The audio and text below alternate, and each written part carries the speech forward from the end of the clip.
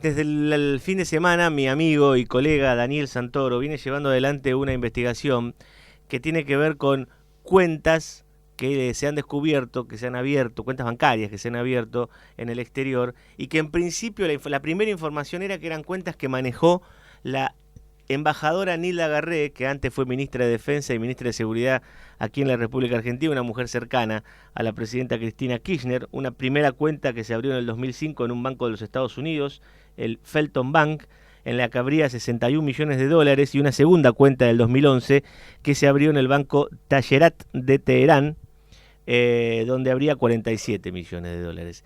El tema es que hay una segunda instancia de esta investigación donde aparentemente el otro habilitado para manejar estas cuentas, o varias de estas cuentas, sería Máximo Kirchner, el hijo de la presidenta. Por supuesto que esto, además de una investigación periodística, tiene un expediente judicial en el que se está investigando, donde han sido parte los diputados de la coalición cívica, Fernando Sánchez y Paulo Oliveto. Si no nos falla la comunicación, lo tenemos al diputado Fernando Sánchez en línea. ¿Cómo le va, diputado? Mariano Pérez de Eulat es mi nombre. ¿Me está escuchando? Buenos días. ¿Qué tal, Mariano? Buen día. Gracias, por atendernos. A ver, apelamos a usted para hacer un raconto lo más didáctico posible respecto a este tema, que es medio engorroso porque hablamos de cuentas en el exterior, de cifras, de ruta de dinero, un tema que ya viene sonando hace 2 o 3 años en referencia al tema del kirchnerismo. Pero bueno, apelo a que usted, que está más en tema, nos haga una especie de resumen de lo que estamos hablando. A ver, en primer lugar, bien lo dijiste al principio de la nota, ¿no? Serían, porque los datos... Sí, obviamente. Lo que hay que saber acá es que son datos que provienen de determinadas fuentes, que no los publica solamente, pero sí los publicó prolijamente Daniel Santoro en el diario Clarín del día domingo y del día de ayer. También los publica la revista Veja de Brasil, Claro. que hay que decir, porque el gobierno podría decir otra de Clarín, porque está enfrentado con el gobierno, sin desmerecer las fuentes que son, creo yo, las mismas, porque los datos son parecidos. Y aclaremos que la revista Veja, cuando lo tira, se basa en fuentes de exfuncionarios venezolanos medio como arrepentidos, digamos, ¿no? Que estaban dando Ahora, los datos. También como dato de que es la revista Veja, hay que decir que es la revista que destapó el escándalo de corrupción del gobierno de Lula da Silva y de Dilma Rousseff con Petrobras. Exactamente. Que hoy está investigando la justicia. No solo investigando la justicia, la propia Dilma Rousseff tuvo que decir el gobierno está a disposición de la investigación porque es un caso de corrupción muy, pero muy grande de financiamiento, de desvío de fondos públicos para financiamiento de campaña. Entonces, hasta ahí, ¿quiénes son los que publicaron la información? ¿Qué es lo que nos toca a nosotros? Nosotros hemos hecho investigaciones previas desde hace mucho tiempo, hemos hecho denuncias cuando correspondían. Una de esas denuncias, que la hicimos con la diputada Carrió en el año 2008, constituyó una denuncia por asociación ilícita, entre los funcionarios denunciados estaban Néstor Kirchner, Julio De Vido, Ricardo Jaime, pero también estaban Claudio Berti, que había sido uno de los funcionarios que se suponía llevaban adelante lo que se llamó la causa de la embajada paralela. Entonces, para que la gente vaya entendiendo, hoy tanto el diario Clarín como la revista Veja de Brasil publican información de supuestas cuentas que deben ser corroboradas. Nosotros no tenemos forma de decir a ciencia cierta si esas cuentas y esos datos son ciertos. Por eso, básicamente, tomamos esa información y la disponemos ante la justicia, en este caso el fiscal Policitas, para que con las herramientas de la justicia federal, que sí tiene la posibilidad de hacerlo, rápidamente pueda establecer si esas cuentas, con sus titulares, cotitulares, entre ellos se supone la hoy embajadora ante la OEA Nilda Garré, ex embajadora ante Venezuela, ex ministra de Defensa, ex ministra de Seguridad. Uno de los cotitulares también sería el hijo de la presidenta de la Nación, Máximo Kirchner. Otra de las cotitulares sería la hija de la ministra, hoy embajadora Nilda Garré. Entonces, con esa información nosotros tenemos una obligación, es decir, esta información resulta verosímil. ¿Qué significa verosímil? Pareciera ser cierta, sí tiene visos de certeza o tiene visos de realidad. ¿Por qué? Primero porque los funcionarios a los que se están refiriendo ya han tenido para nosotros otras sospechas de corrupción. En segundo lugar, porque la vinculación entre la Argentina y Venezuela, sobre todo con el manejo de lo que se llamó el fideicomiso argentino-Venezuela, fue denunciado por el propio embajador de carrera argentino en Venezuela, Eduardo Sadus. Eduardo Saduz, no es que lo denunció alguien de la oposición, no es que lo denunció un diario, no, lo denunció el funcionario que el gobierno puso en Venezuela para, entre otras cosas, controlar los negocios que entre los dos países se hacían. Claro. Aclaro un poquito de qué se trataba el negocio. Sí, por favor. Un fideicomiso que era un conjunto, un número de recursos de dólares dispuestos para que se hagan operaciones comerciales de distinto tipo, entre ellos maquinaria agrícola, compra y venta de combustibles, ascensores, otro tipo de tecnología. ¿Qué se hacía con ese fideicomiso? Hubo funcionarios argentino-venezolanos, es decir, de ambos países, que retiraban el dinero del fideicomiso, lo voy a decir muy vulgarmente, lo timbeaban en el mercado paralelo de divisas, es decir, de dólares en Venezuela, porque todos saben que el problema del dólar no es solamente argentino, es peor en Venezuela, y con la diferencia se la quedaban esos funcionarios argentinos y venezolanos, y después de un tiempo lo reintegraban al fideicomiso. Entre otras defraudaciones a los recursos públicos que se habían dispuesto para comerciar entre ambas naciones. Déjeme meter un paréntesis. Cuando el embajador Saduz detecta esto, lo denuncia en la Cancillería, está faltando 90 millones de dólares de este fideicomiso, y la respuesta fue, lo rajan. La respuesta fue, usted se vuelve para la Argentina. Claro, y la respuesta no es solamente usted se vuelve para la Argentina, sino usted va a ser reemplazado por Nilda Garré. Claro, que es la que ahora aparece, como titular de estas cuentas abiertas en Delaware por y eso, en Teherán. Lo que nosotros decimos es, tenemos que contextualizar en las personas, en el lugar, Venezuela, en la relación Argentina-Venezuela, posteriormente Argentina-Venezuela-Irán.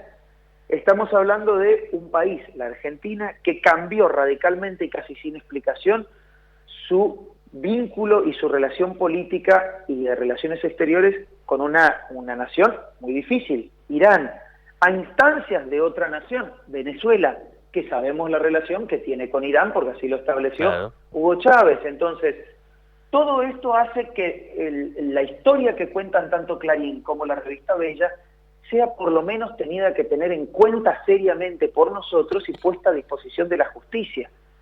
¿Por qué? Porque nosotros hemos tenido antecedentes que los hemos podido chequear, entre ellos lo que contamos del fideicomiso argentino-venezolano, pero con muchos otros casos de corrupción. Yo se lo decía hoy a un colega de ustedes, y ayer se lo decía a otros colegas cuando me preguntaban, miren, cuando nosotros decíamos que Cristina y Néstor Kirchner tenían vínculos comerciales no declarados con Lázaro Báez y Cristóbal López, que fueron los principales beneficiados por Néstor y por Cristina Kirchner, con sus decisiones políticas en términos de obra pública, decretos presidenciales, resoluciones ministeriales, etcétera, el gobierno entero lo negaba a viva voz. Pues hoy se conocen los contratos de alquileres fraudulentos, fraguados al solo hecho de poder justificar el incremento patrimonial imposible de reconocer de la presidenta de la Nación. Entonces, por supuesto que Nilda Garré va a salir a desmentirlo, a negarlo, a desmentirlo. Por supuesto que Máximo Kirchner va a estar ofendidísimo. Y probablemente pueda ser que las fuentes hayan dado un dato que no sea cierto. Ahora, yo le creo más a la revista Bella que a Máximo Kirchner. Entiendo. Y por tanto, como diputado nacional, tengo la obligación, no de decir si eso es cierto, porque yo no tengo las herramientas para decir si es cierto. Usted está pidiendo que se investigue. Efectivamente. Que la versión periodística... Frente a uno de los gobiernos más corruptos de la historia, lo que corresponde es de dirimir si un dato de comprobarse de ser cierto, solo queda saber lo siguiente. Miren lo que es la complicación de la política argentina en términos de la corrupción. Por eso no da lo mismo tener un gobierno corrupto que nos gobierne a un conjunto de personas decentes que nos gobierne. Ahora, de ser cierto, esto podría implicar actos de corrupción, claro, eso por le iba a ejemplo decir. los del fideicomiso, o por ejemplo vinculaciones peores con Irán. Se nos cortó. A ver si lo recuperamos. El tema es que, a ver, para aclararlo, lo que instala el periodismo, tanto en Brasil como acá, es que hay documentos que prueban que la ministra Nilda Garré manejó una cuenta en 2005 que llegó a tener 61 millones de dólares. Esta cuenta se abre en un banco en Estados Unidos, el Felton Bank. lo que sale después es que el cotitular de esa cuenta, que llegó a manejar 61 millones de dólares, es Máximo Kirchner. Esto sale de fuentes bancarias. Y después, en 2011, en un banco de Irán, de Teherán, el banco Tejaret, se abren 2 cuentas a nombre de una empresa X, Consulting Engineers Company, pero que una de las cotitulares de esa cuenta es de nuevo la ministra Garré. En ese entonces ministra Garré. No, en ese entonces estaba ya como embajadora. Que llegó a manejar 47 millones de dólares. Ahora, ¿qué pasa con este tema? Esa cuenta última en Teherán se abre mientras se estaba conversando el memorándum de entendimiento que el canciller Timmermans acordó con Irán por el tema AMIA, y que después derivó en todo el escandalete que terminó con lo de Nisman, con la denuncia de Nisman. Entonces hay mucha sospecha respecto a si una vez que se establezca que si sí o no son Garré y Máximo son los titulares de esa cuenta, ¿de qué era la plata esa? Eso es lo que me parece que es más escandaloso que tengas una cuenta afuera. ¿De qué era la plata que había ahí adentro? ¿De dónde venía ese dinero que había ahí en esas cuentas? ¿Venía de Venezuela, venía de Irán, venía de negocios, no santos? Eso es lo que tiene que determinar la justicia en base a los datos que se aportaron desde el periodismo, que no va a ser la primera vez que se aportan datos del periodismo y la justicia toma esa denuncia periodística y termina todo en un despelote de corrupción importante. Y ya que hablamos del amigo Santoro, menciono la venta ilegal de armas a Ecuador y a Croacia. Yo además estuve particularmente involucrado en lo periodístico en ese tema porque escribí mucho de eso en el diario Clarín. Digo, empezó como una denuncia periodística diciendo que había un cable de Cancillería que decían que se habían vendido armas, y eso terminó en Menem preso en el año 2000. O sea, empezó como una denuncia periodística y terminó como un problemón judicial para el gobierno. En este caso, parecería, vamos a hablarlo en potencial porque todavía la justicia no tiene probado esta denuncia periodística, parecería que la ex ministra Garré, que a mí me llama la atención tanta cercanía con Cristina para manejar semejante cantidad de guita, ¿no?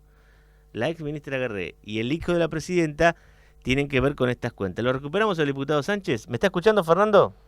Sí. Yo decía, mientras que se cortó, decía que si la justicia prueba que efectivamente Máximo, Garré y demás están vinculados a estas cuentas, lo siguiente será ver de dónde viene esa plata que se manejó. Son casi 100 millones de dólares, más de 100 millones de dólares que había en esas 2 cuentas. Sí, efectivamente, porque una de las cuentas tiene 41 millones de saldo en el último movimiento, otros tienen 60 millones. Entonces, ¿de dónde vino ese dinero? De dólares. ¿Vino de Irán, vino de Venezuela, vino de negocios mal habidos? Ese es un segundo paso que habrá que investigar también, ¿no? Ese es un segundo paso muy importante, obviamente, pero como nosotros, por supuesto que hacemos la vinculación para poder darle verosimilitud o un estado de verosimilitud a la información. Es decir, vuelvo a decir, nosotros no podemos decir si las cuentas son verdaderas o no.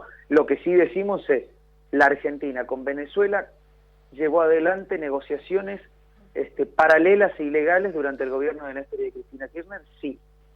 ¿Eso se está investigando en la Justicia Federal Argentina? Sí. ¿Lo denunció la oposición? No solo la oposición, lo denunció el embajador Saduz, que era el embajador que puso Néstor Kirchner en Venezuela. Entonces, de ahí solo puede empeorar la cosa. Y la verdad que nosotros en la Argentina no nos tenemos que acostumbrar a que los gobiernos sean acusados de cualquier cosa y pasen 12 años gobernando felizmente.